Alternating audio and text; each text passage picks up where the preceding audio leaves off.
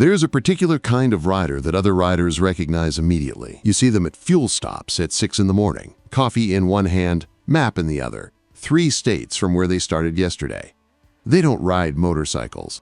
They travel on them. And for that kind of rider, the kind who measures a good bike not by how fast it goes around a track, but by how comfortable it is at mile 500, there is one category of machine that matters above all others, the fully equipped touring cruiser. And in that category, at the absolute pinnacle of what Kawasaki builds, sits the Vulcan 1700 Voyager ABS. At $17,399, this is the king of Kawasaki cruisers, not just in terms of price, in terms of everything. Let me show you why. Now, the engine. And on a touring machine, engine character matters more than outright power. Because you're not riding this motorcycle for 10 minutes. You're riding it for 10 hours. The 1,700cc liquid-cooled 52-degree V-twin, 103.7 cubic inches for those who think in American, is one of the most torque-rich engines in the cruiser segment. Bore, 102 millimeters. Stroke, 104 millimeters. Long stroke. Classic V-twin architecture. Compression ratio, 9.5 to 1. Fueled by dual 42 millimeters digital fuel injection throttle bodies. Precise, consistent, reliable in every altitude and temperature condition you'll encounter on a cross-country run. The headline number, 107.6 pound-feet of torque at just 2,750 RPM. At barely above idle, this engine is already delivering more torque than most sport bikes produce at their absolute peak. On the highway, that means effortless overtaking, no downshifting, no drama, just roll the throttle and the Voyager moves. Power runs through a 6-speed transmission with overdrive and a positive neutral finder. That last feature being genuinely appreciated at every traffic light after 8 hours in the saddle.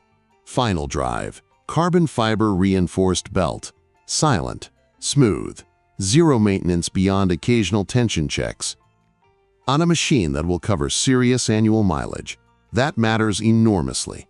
And the electronic cruise control, activatable in 3rd gear or any speed between 30 and 85 miles per hour, transforms long interstate sections from a physical exercise into a genuine rest for your throttle hand. Set it. Relax. Watch the miles accumulate. That is what this engine was built for. Underneath the touring bodywork is a foundation built for the long haul. A steel double cradle frame with box section single tube backbone construction that provides the rigidity a nearly 900-pound motorcycle demands while maintaining the controlled flex characteristics that make long-distance riding comfortable rather than fatiguing.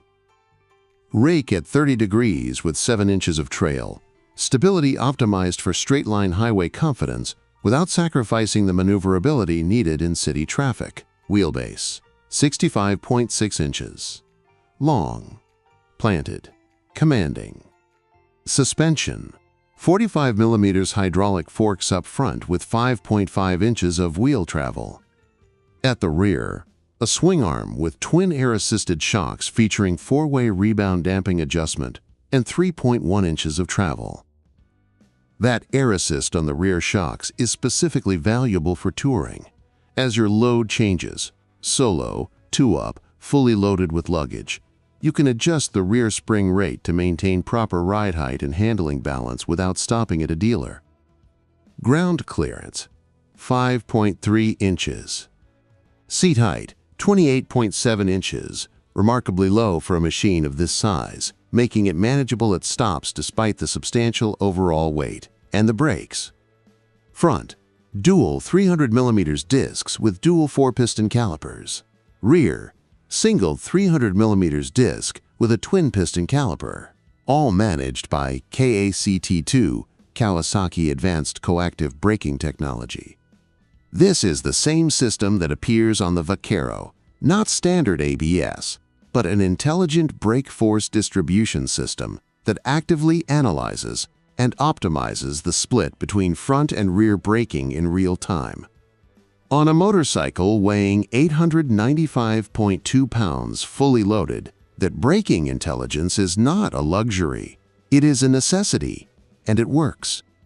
Now, this is the section that separates the Voyager from every other large cruiser in its neighborhood. Because Kawasaki didn't just build a powerful, beautiful motorcycle. They built a complete traveling ecosystem. Let's start where it matters most on a touring bike: storage. The hard top opening saddlebags, lockable, weather-sealed, provide serious cargo capacity on both sides. We're talking enough space for a week's worth of riding gear. But the tail trunk is where the Voyager truly distinguishes itself. It is large enough to accommodate 2 full-face helmets. 2. Full-face. Think about what that means in practical terms. At the end of a day's ride, at a hotel, at a restaurant, both helmets go in the trunk, locked, secure, out of the weather. No helmet locks. No worrying about someone walking off with your gear. Just lock the trunk and walk away.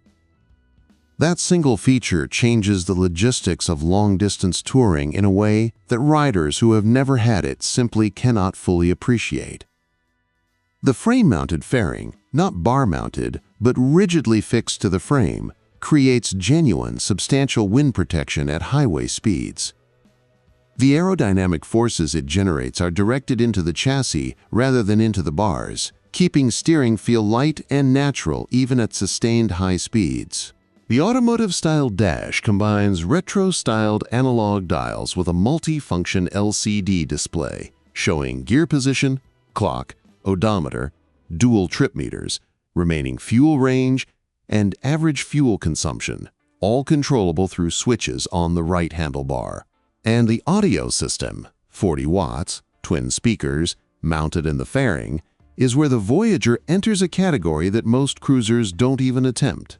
AM/FM/WX3 band radio, SiriusXM-compatible, iPod compatible, select GPS device compatible, C/B radio compatible, intercom headset compatible. That last point, intercom compatibility, means you can maintain a conversation with your passenger at highway speed without removing your helmet or shouting. On a 2-up touring motorcycle, that's not a feature. That's a relationship saver. Fuel capacity, 5.3 gallons, providing a serious touring range before refueling becomes necessary.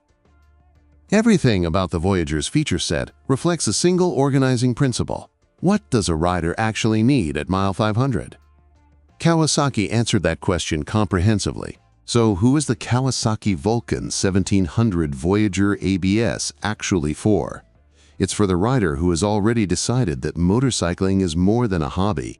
It's for the person who books weeks off work specifically to ride, who has a route planned that spans multiple states, who brings a passenger and means it, not just for a Sunday afternoon, but for a proper journey. It's for the rider who has learned, over years and thousands of miles, that the most important features on a touring motorcycle are the ones that make comfort possible at the end of a long day. Full helmet storage, audio that works at speed, cruise control for the straights, wind protection for the highway, a V-twin that pulls without drama from corner exit to the next town.